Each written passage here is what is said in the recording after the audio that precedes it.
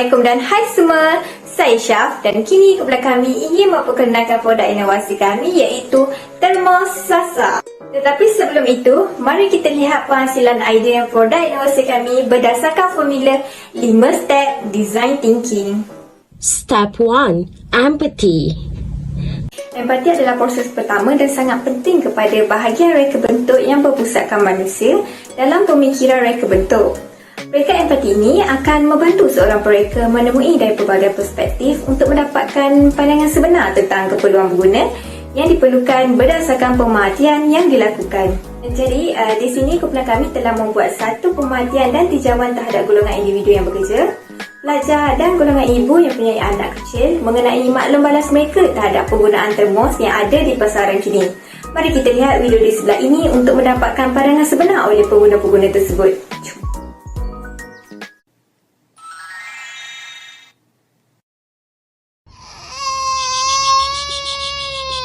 Okay. Yeah.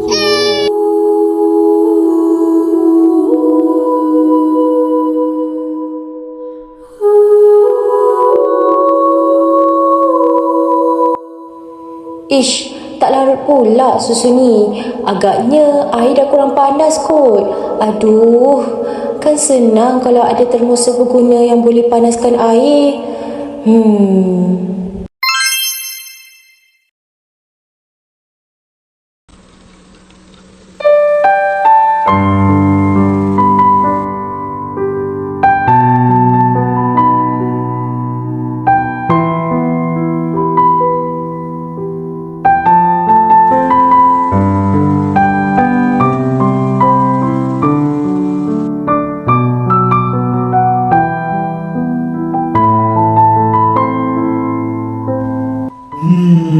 Kalaulah ada botol muda alih sekarang ni, kan senang.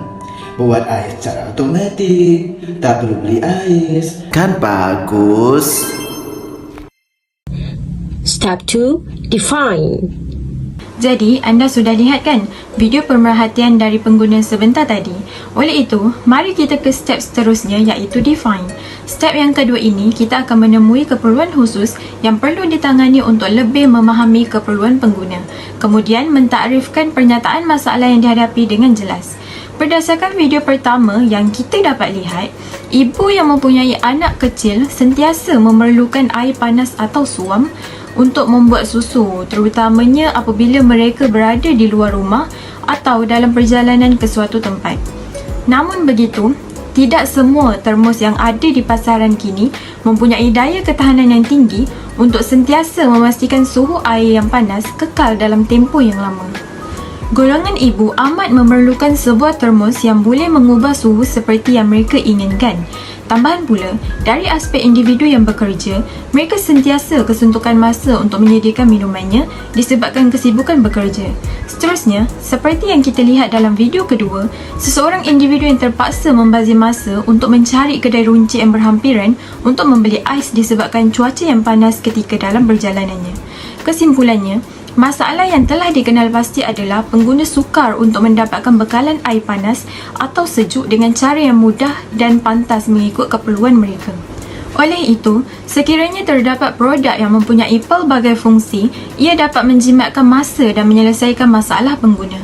Bukan itu sahaja, ianya juga dapat memudahkan urusan harian pengguna sekaligus memberikan manfaat kepada pengguna. Itu sahaja daripada saya akan serahkan pembentangan ini kepada Salwa. Step 3. Ideate. Terima kasih Sharifah. Sekarang saya akan terangkan step ketiga iaitu ideate. Apabila masalah yang dihadapi oleh responden sudah jelas seperti yang anda lihat dalam video sebentar tadi, step ini berfungsi sebagai buah fikiran bagi menghasilkan sesuatu produk yang memiliki ciri-ciri yang dapat memenuhi keperluan pengguna yang dikaji. Pada peringkat ini, kita akan mengumpul dan mengolah seberapa banyak idea untuk menghasilkan produk yang dapat memenuhi keperluan pengguna. Fasa ini merupakan fasa yang sangat penting kerana semua ahli pasukan perlu memikirkan idea yang kreatif untuk menghasilkan produk inovasi yang dapat memberikan gambaran kepada pengguna dan seterusnya membentangkannya dalam bentuk prototipe. Sebagai contoh, kumpulan kami telah bersyadang untuk menghasilkan termos Sasa yang dapat melengkapi keperluan pengguna dengan desain yang menarik dan sesuai digunakan untuk semua lapisan umur. Tambahan pula, bahagian luar badan termos ini digunakan daripada silikon dan ianya lebih ringan jika dibandingkan dengan termos yang berada di pasaran. Yang paling menarik mengenai termos ini adalah termos ini mempunyai suhu yang pelbagai, iaitu suhu panas, suhu sejuk dan suhu sejuk beku, sehingga boleh menghasilkan ais. Dengan ini, kita dapat lihat bahawa termos Sasa merupakan produk yang mesra pengguna dan sangat sesuai digunakan bagi mereka yang ingin menjimatkan masa, seperti individu yang bekerja dan ibu yang mempunyai anak kecil. Selain itu, termos ini juga akan dihasilkan dalam pelbagai pilihan warna yang menarik supaya pengguna dapat membuat pilihan mereka ketika membeli. Itu sahaja daripada saya. Seterusnya, Farha akan menerangkan prototipe termos Sasa. Silakan Farha. Step 4. Prototype. Terima kasih Salwa. Diharapkan anda semua memahami proses idea kami kerana proses ini akan berkait rapat dengan prototype proses. Baiklah, seperti yang anda lihat di rajah sebelah saya, ini adalah keseluruhan prototipe bagi termos Sasa yang telah kami bincangkan. Termos Sasa ini dimana dengan 7 cm lebar dan 24 cm tinggi, mempunyai kapasiti air sebanyak 700 mm dan di mana ia mampu dan mudah dibawa ke mana sahaja. Persoalannya di sini, apakah keistimewaan termos Sasa berbanding termos-termos yang lain? Dengan adanya saya di sini, saya akan menjelaskan setiap fungsi prototipe ciptaan kami, di mana prototipe ini terbahagi kepada 3 bahagian, iaitu penutup termos, badan termos dan induction termos. Baiklah, kita mulakan dengan penutup termos terlebih dahulu. Apa yang bagusnya penutup termos Sasa ni? Jika kita lihat prototipe di sini, ia dilapisi dengan plastik polipropilin yang berkualiti tinggi di luar bahagian termos. Ini adalah untuk melindungi pengguna daripada kemungkinan kemalangan seperti melecur apabila termos diisi dengan air yang bersuhu tinggi. Di bahagian atas penutup digunakan LCD screen untuk memaparkan suhu air di dalam termos dengan menggunakan teknologi dipanggil Intelligent Temperature Sensor. Sensor ini bukan hanya mengesan suhu air, tetapi ia juga digunakan untuk menjadi medium keselamatan semasa pengguna menggunakan termos apabila terdapat masalah pada bahagian induction. LCD screen ini juga akan memaparkan perubahan warna di skrin bagi setiap suhu air, di mana apabila sensor mengesan suhu panas, nombor suhu di skrin akan berwarna merah. Apabila sensor mengesan suhu sejuk, nombor akan berwarna putih, dan apabila sensor mengesan suhu yang terlalu sejuk, ia akan berwarna biru. Untuk mengaktifkan sensor suhu di skrin ini, pengguna hanya menekan 2 kali di button skrin di bawah paparan suhu. Beralih kepada bahagian badan termos, seperti yang anda lihat di prototipe ini, kami menggunakan 3 bahan dan juga 3 lapisan untuk badan termos kami. Di bahagian luar atau lapisan pertama badan termos, kami saluti dengan food grade silikon yang berkualiti tinggi. Food grade silikon ini digunakan kerana ia merupakan penebat haba yang baik dan juga ia sesuai digunakan untuk objek ataupun barang yang mengisi air yang bersuhu tinggi atau bersuhu rendah seperti termos Sasa. Malah ia mudah dibersihkan, mempunyai nilai estetika yang tinggi kerana dikeluarkan dengan pelbagai warna, mesra pengguna dan selamat bagi semua peringkat umur. Di bahagian lapisan kedua, kami menggunakan silver coating, iaitu salutan perak bagi menahan pemindahan haba melalui radiasi atau sinaran. Di sini kita dapat lihat kesihatan pengguna juga akan terjaga dengan menggunakan termos Sasa. Manakala lapisan ketiga, kami menggunakan vacuum flask kerana ia mampu menahan suhu air di dalam termos untuk jangka masa yang panjang, sama ada air tersebut sejuk atau panas. Jadi air akan kekal panas atau kekal sejuk untuk masa yang lama. Kita lihat di bawah bahagian prototipe pula, kami meletakkan klik pencengkam untuk menyambungkan padan termos dengan bahagian induction. Pengguna boleh memisahkan atau mencantumkan 2 bahagian ini dengan hanya memutarkannya ke arah jam untuk menyambung dan lawanan jam untuk memisahkan. kita telah sampai kepada bahagian yang terakhir, iaitu bahagian termos yang terpenting, di mana ia dipanggil sebagai induction heater. Induction heater ini akan menjadi medium untuk menyelesaikan masalah pengguna. Di bahagian atas induction terdapat alat yang memanaskan dan menyejukkan air mengikut suhu dan pilihan yang telah ditetapkan. Seperti yang anda lihat di prototype ini, kami menggunakan 3 jenis sistem, iaitu sistem memanaskan air, sistem menyejukkan air dan yang terakhir adalah sistem penyejuk bekuan air. Sistem-sistem ini akan membantu pengguna untuk menjimatkan masa bagi mendapatkan 3 jenis air dalam satu masa.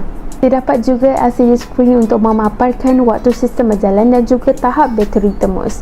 Lampu kecil juga disediakan di bawah LCD screen untuk menandakan sistem apa yang pengguna sedang gunakan. Di bahagian bawah, kami menyediakan butang bagi pemilihan sistem sama ada untuk memanaskan air, menyejukkan air atau menukarkan air kepada ais. Pengguna hanya perlu menekan pada pilihan butang yang pengguna mahukan dan termos sasa akan segera menyediakannya. Induction heater ini juga menggunakan rechargeable battery, di mana pengguna boleh menggunakan wayar USB yang disediakan oleh kami untuk mengecas semula termos. Ia akan lebih tahan lama dan memudahkan pengguna untuk menggunakannya pada bila-bila masa dan juga di mana-mana. Itulah prototype termos sasa kami yang mempunyai ciri-ciri, bahan-bahan dan sistem-sistem yang dapat memudahkan kehidupan seharian pengguna dan juga menyelesaikan masalah-masalah yang dibangkitkan. Tetapi persoalannya, adakah pengguna setuju dengan adanya termos sasa ni? Apa kata kita panggil Alex untuk menerangkan bahagian tersebut?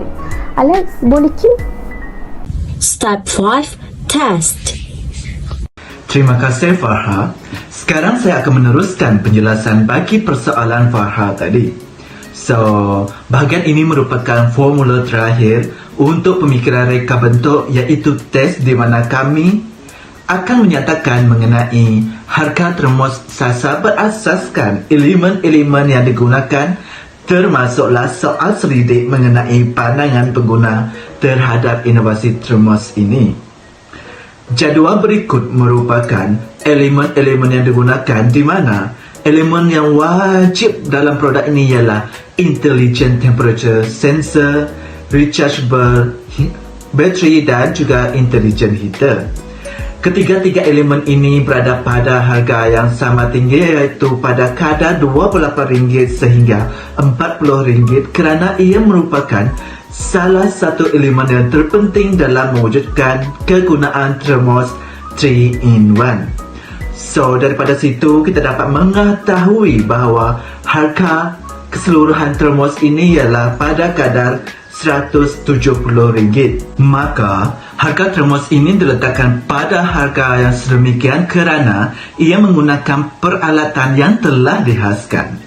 Okey, kemudian kita beralih kepada soal selidik pengguna. Bagi aspek soal selidik pula, kami telah mengumpul seramai 5 orang responden, iaitu terdiri daripada kategori berbeza seperti pekerja, ibu yang mempunyai anak dan juga pelajar, di mana mereka ini terdiri daripada usia 20 sehingga 30 tahun. Kelima-lima mereka ini meletakkan pandangan pada kadar yang sangat berpuas hati terhadap inovasi termos sasa ini. Mereka juga menyatakan bahawa mereka lebih memilih inovasi ini berbanding dengan tumbler biasa, di mana ia sangat memudahkan urusan kerja, menjimatkan masa dan juga wang, serta mempunyai fungsi yang meluas pada harga yang berpatutan. Termos ini dikatakan memudahkan kerana ia memudahkan urusan kerja tatkala ingin minum pada suhu yang dikehendaki, membuat susu anak, mudah dibawa semasa travel dan sebagainya. Okey, demikianlah tadi penjelasan bagi fasa terakhir, iaitu test. Finally, seperti mana yang anda lihat di sebelah saya ini merupakan poster kumpulan kami. Macam mana? Cantik bukan? Jap. Tengok ni. Cantik tak? Look young? Look fresh? Okey, dengan itu, sekian sahaja pembentangan dari kumpulan kami. Terima kasih Daun Keladi. Di lain masa kita berjumpa lagi. Terima kasih kerana telah menonton pembentangan kumpulan kami ini. Bye.